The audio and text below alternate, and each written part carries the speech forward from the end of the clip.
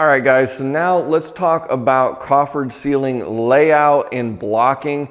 This is a little bit more of a boring step, but it is absolutely crucial. Good carpenters realize whenever there is a mistake that can be made that is very hard to come back from. This is a point in the process. It's a lot different than cutting a board, where if you cut it wrong, you can just go get a new board and cut another one.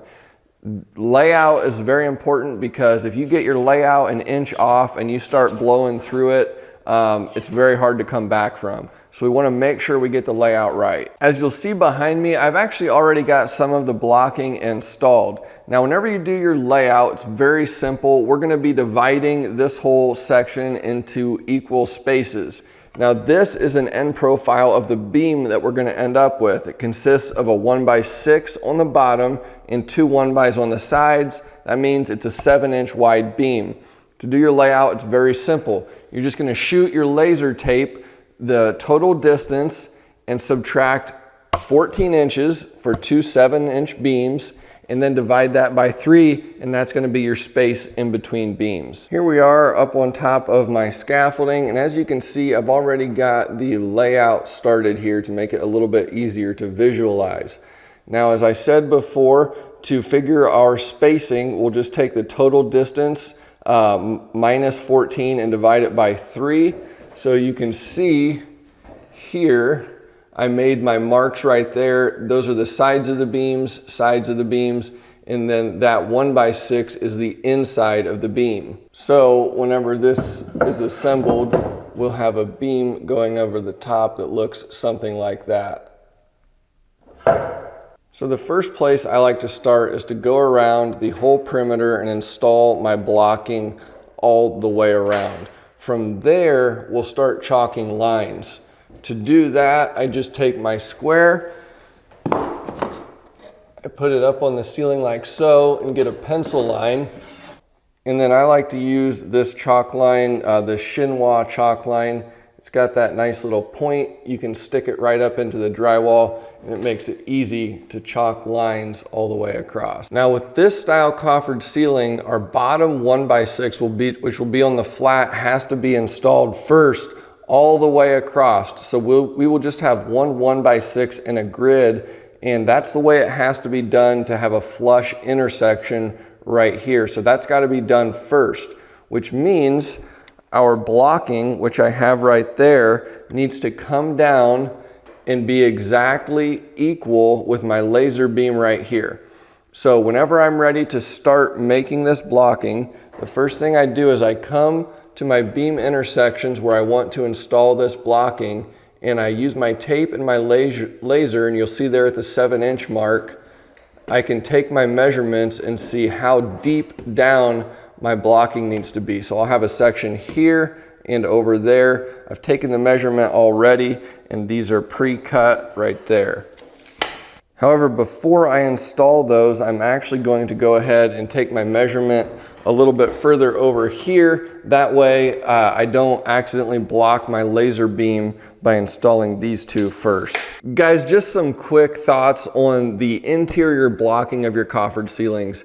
I'm all about keeping it simple. So a couple general guidelines. I like to use material that is nice and crisply milled, that's going to be straight and flat and easy to work with. Generally for me, that means I'm either going to be using 1x poplar material that's already on the job site, or ripping plywood down.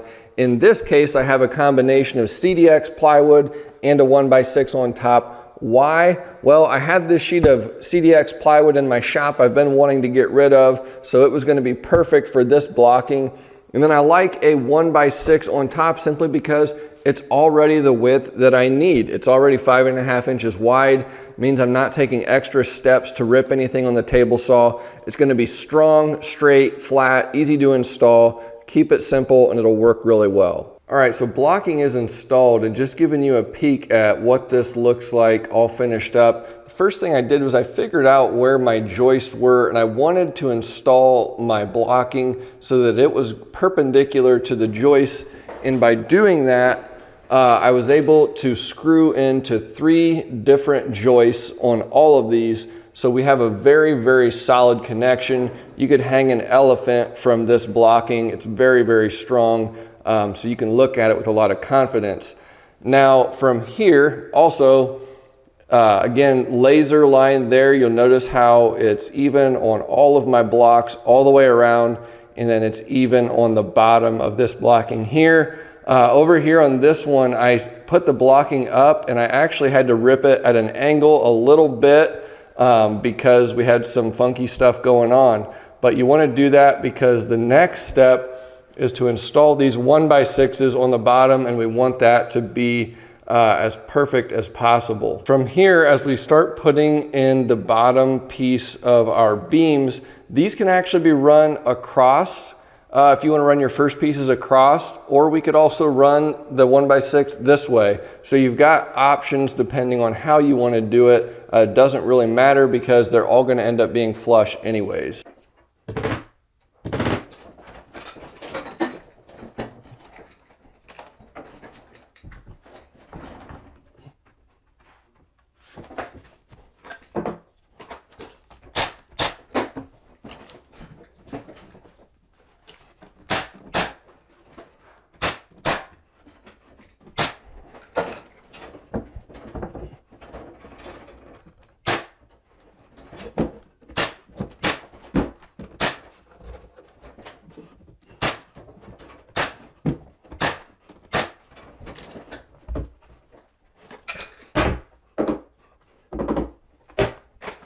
Now we're going to be needing another set of hands to install this really long board. We just need something to hold one end while we work the other end. So a couple different things you can do. I'm just going to take a scrap here. I'm going to mark where the bottom of this board is. Now I always carry a couple small finish nails. I could just tack 2 finish nails in here. That would work. I could also take a scrap piece and just nail it with a couple brads. It's going to hold it in place. And then I can just literally pop that right off after I'm done with it. Okay, you'll be able to watch, work smarter, not harder. Just gonna lift this end to place so that it slips right over the edge of the other board. So now it's basically weightless on that end, and I can easily flex this down and pop it into place over here on the other end. I'll carefully align my edges so that my 1x6 is flush with the blocking on the back side here, and I'm going to just tack it with a couple 18 gauge brad nails, and then we'll use pocket hole screws to get a really solid connection into that band board. Now I'll flip you around again and we'll work our way down this board to the other end, and I just want to align this with the edges of my blocking, ensuring that everything is looking good as I work my way down. I want to make sure that I don't put any nails in the area where the next 1x6 is going to intersect right here, because I'm going to be putting biscuits in there and I don't want to be hitting nails with my biscuit joiner.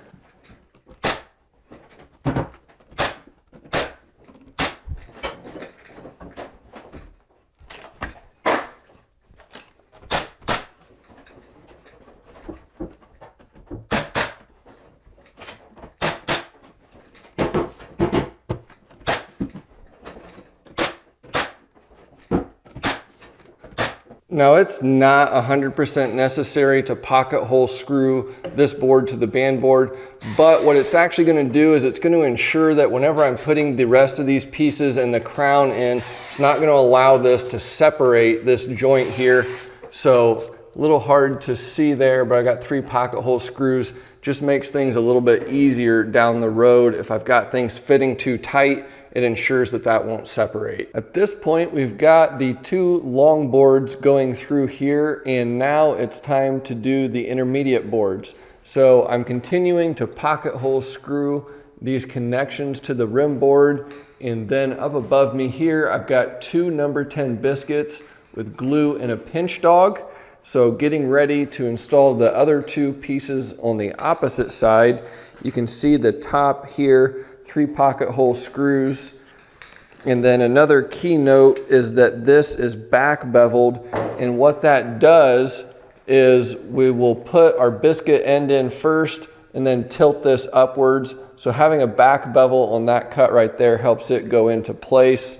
And then let me just give you a shot right here. Those are number 10 biscuit slots. You will also notice I plumbed down from my chalk lines right here onto my blocking and then added another piece of 1x6 blocking there. That'll come in handier later whenever we're installing the side beams.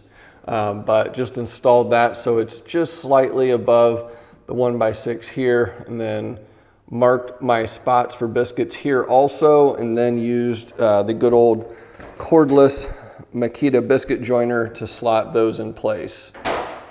Okay, biscuits, 2 number 10s all glued up. Don't want a ton of glue on this joint, a nice even layer, but not too thick, because keep in mind the more glue that you have in there, the more pressure it takes to make it all squeeze out. And one of the keys to make this joint invisible after paint is to have a tight wood to wood connection. So we don't want to have a gap in there that's just filled with glue. So now as you see, I'm trying to rock this up into place. If you had a square cut on the end of this, it would be really hard to push it into place. Just a 5-degree back bevel on here makes it a lot easier to push that up tight and get a really good connection.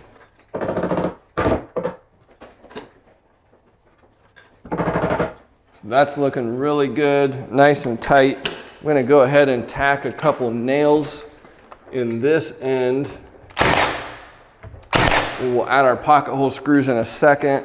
And the only reason I did that is because I don't want it to fall down whenever I put a pinch dog here on this connection.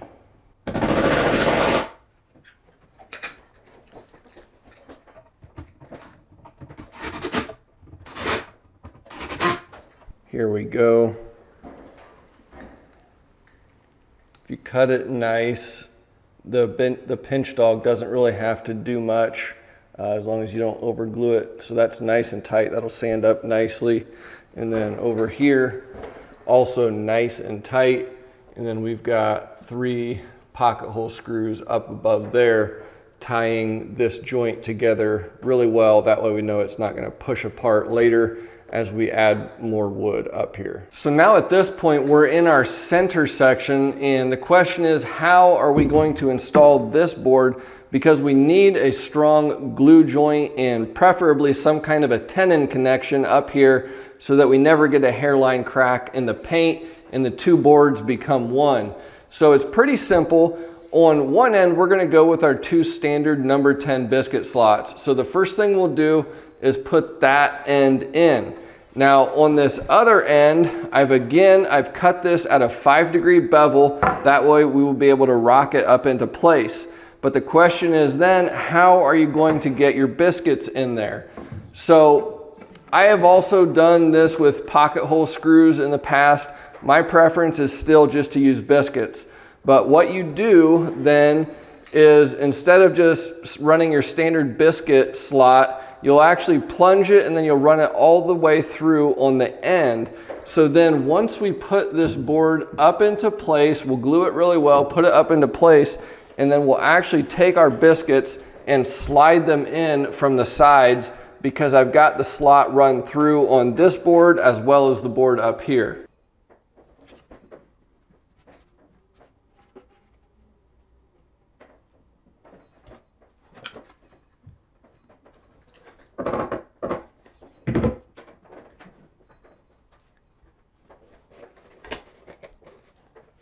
All right, that's pressure fit into place now, and I've got plenty of glue in the slot. So I'll glue up a biscuit here, and we will go ahead and just push that in from the outside edges here.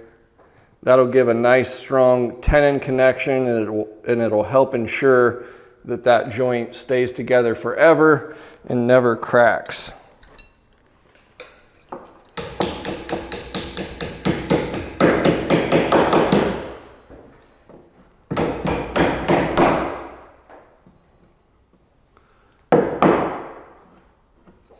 I'm going to go ahead and lightly put in a pinch dog just for some clamping pressure.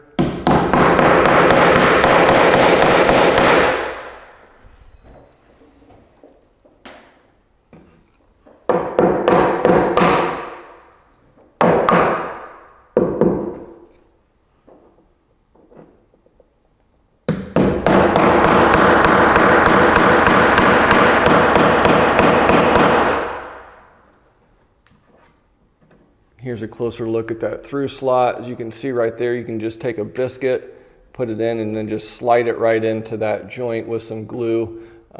That's a great way to tackle that problem.